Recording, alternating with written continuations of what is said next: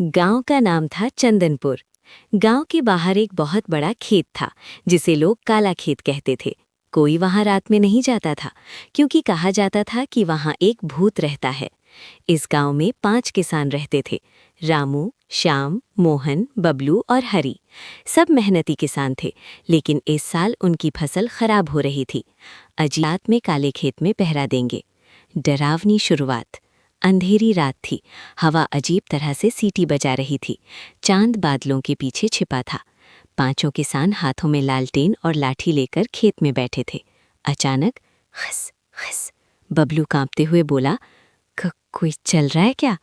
तभी पास के पीपल के पेड़ से ठहाके की आवाज आई। हा हा हा। लालटेन की रोशनी अपने आप बुझ गई। भूत का आगमन। अचानक खेत के बीच से काला धुआं उठा। धुएं के बीच से एक भयानक आकृति निकली। लंबे बाल, चमकती लाल आंखें और टूटी फूटी आवाज। ये खेत अब मेरे हैं।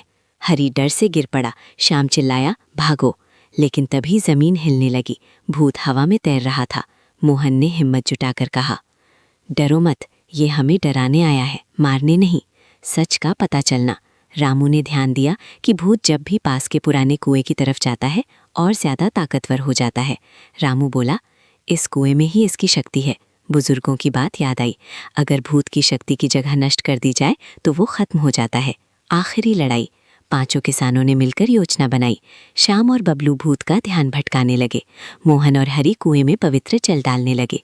रामू ने हनुमान मंत्र जोर जोर से पढ़ना शुरू किया। भूत दर्द से चिल्लाया, रुको। आसमान में बिजली चमकी। तेज हवा चलने लगी। 5 किसानों ने एक साथ लाठियां जमीन पर मारी और जोर से चिल्लाए, ये खेत हमारे हैं। तेज रोशनी हुई और भूत काले धुएं में बदलकर खत्म हो गया। अंत सुबह हुई। काला खेत हरा भरा था। कुएं का पानी साफ हो गया था। गांव वाले खुश थे। 5 किसान एक दूसरे को देखकर मुस्कुराए।